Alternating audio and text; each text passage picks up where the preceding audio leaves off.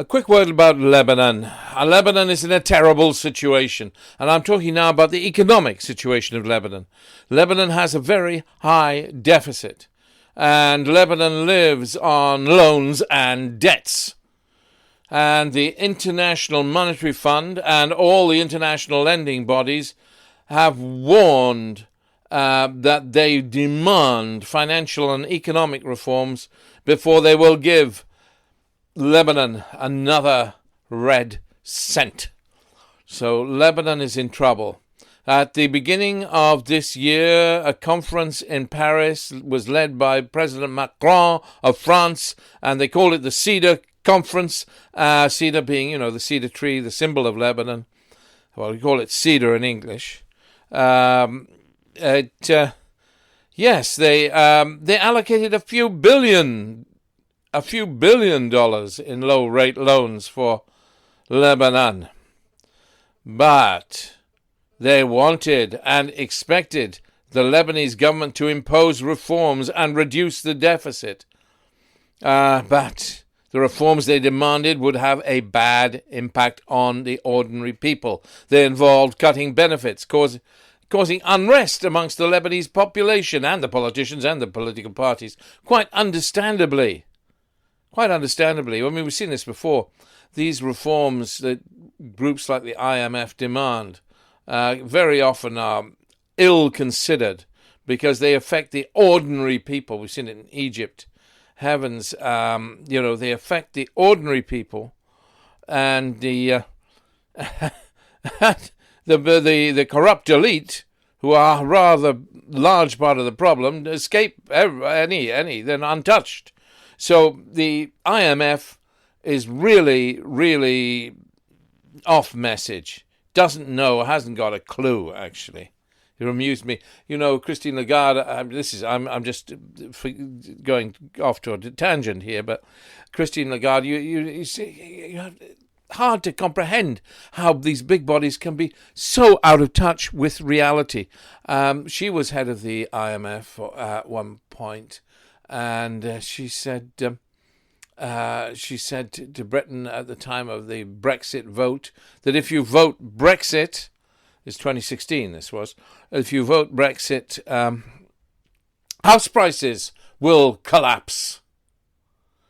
Wow, what a scaremonger. That helped get the Brexit vote well up because of course, ordinary people think, thank God, house prices will collapse. House prices are so inflated because of the rich people, including, heavens above, the ordinary people can't buy houses.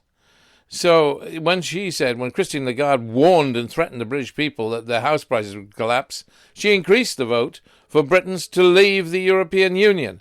These people have no comprehension of what affects the lives of ordinary people. No comprehension at all. So the IMF are making demands of the ordinary people in Lebanon, whilst the real ones that are causing problems in Lebanon, the corrupt elite, escape untouched. And these measures were passed through Parliament.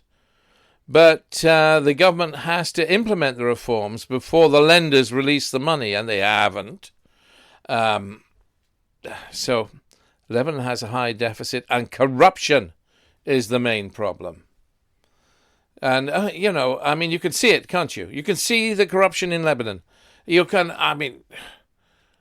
the capital city is okay, I guess. Then you get out in the countryside and you see the rubbish at the side of the road, and Lebanon is the filthiest country on earth, on the planet. The rubbish streets all along the side of the roads, all along both sides of the roads, through the villages. Unbelievable. And why is that? That's what? Because of a rubbish strike? Basically, incompetent government, corruption. The nature of the corruption is very interesting because it's actually, the political parties themselves are all involved in it. They will squabble for a ministry, and then they will milk the money that comes to that ministry. So, whichever your ministry is, defense, environment, whatever, you compete to be a minister. Each political party competes to appoint a minister. It's the same problem Iraq has. And then, and it's worse with this government national unity approach. But it's bad all the time. So we have this in Lebanon. And you see it again. You see it again and again. Look at the capital city. Look at Beirut. Right downtown Beirut. You have the St. George Hotel, don't you? It's standing there like a ruin. Now, what's the reason for that? Corruption. Because the owner wouldn't sell to whatever corrupt politician wanted to take it, so the corrupt politician cut off the water and cut off the electricity. And you can't restore it, and that it sits there like a blister in the middle of downtown Beirut, like a symbol of Lebanese corruption. A symbol. Unbelievable. At least it was last time I went to Beirut. And they're not going to clean up their act, are they? The government is a government of unity accord, they call it. Everyone has to agree, and if any party vetoes a reform, the reform is halted. It's useless, isn't it, really? The U.S. sanctions are another issue, because it's not just corruption. We have... Gosh, you could do better. Heavens above, there are solutions to this, I mean, we need honest politicians. There was a guy called Salam who was Prime Minister of Lebanon. For a while, he was not corrupt. So it's possible to have not uncorrupt politicians. I mean, he was rich enough, so he didn't have to be corrupt. But he wasn't corrupt. It is possible for Lebanon to have uncorrupt politicians. It's doable. We need to think a bit about this. I mean, where are we? I was going to talk. There are other issues, other pressures on Lebanon, because the U.S. sanctions on Lebanese banks and bodies are adding to the problem. The new U.S. sanctions, the tighter U.S. sanctions, and they're there for a good reason, I suppose. They want to put the screws on Hezbollah, because they are one of the main banks in Lebanon, however, is under threat of sanctions, and will have to stop working internationally. It'll be able to deliver stuff locally, but basically, for what? Because it's accused of supporting Hezbollah directly or indirectly. Like you might have a current account for some normal person who happens to have some connection with Hezbollah, and then sanctions must apply from the United States of America. And these sanctions could be a charity that has some direct or indirect remote connection with Hezbollah. Sanctions apply.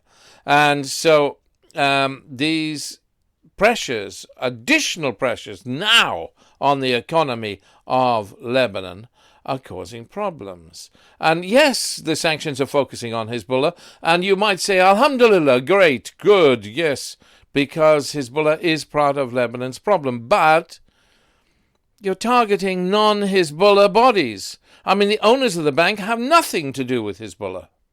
Nothing. And now America will target other banks in Lebanon. And this causes additional problems. And you've got now a situation where Lebanon has a very low ranking in terms of the grade for loans from the international community. I believe it's CCC. And the threat is that it'll be even lower if no action is taken. And just back to this corruption issue. One of the problems is the government of unity accord, because now there's no opposition to scrutinize the government. The government is not under scrutiny. Because you have a government of unity accord, there's no opposition. It's difficult. Can things change? Yes, they can. Can we? And let me say for a moment, and pause for a moment, other countries are in a mess too. Look at Britain and Brexit. Other countries are in a mess too. It's not that Lebanon is unique. And thank God there is no ongoing civil war in Lebanon. We've had that. So Lebanon is in a much better place in many respects than it has been at various times in its history. So, it has the burden of the Syrian refugees. I know, I appreciate that. And it's dealing with that manfully. All credit to Lebanon, with very little support from the international community. The international community should be ashamed of itself. The lack of support it gives to Lebanon when Lebanon has this vast burden to carry. So it's not as if it's the whole thing. I mean, what other country has the level of refugees pouring in and out of? No other country on earth. Because you've had the wave of Palestinian refugees, now you have the wave of Syrian refugees, and God help them, poor ones. I mean, yes, and Lebanon is receiving them and helping them, but and there are issues and tensions caused by that, but the international community is not helping Lebanon. So there is a lot of blame to lay at the foot of the international community. I do not mean to just say Lebanon is Lebanon has very broad shoulders and has a huge burden to bear. But that said, the corruption must end. Must it not? It's not right. It's not right. It's not right. And only the Lebanese people can fix that issue. Okay. Bless you. More follows.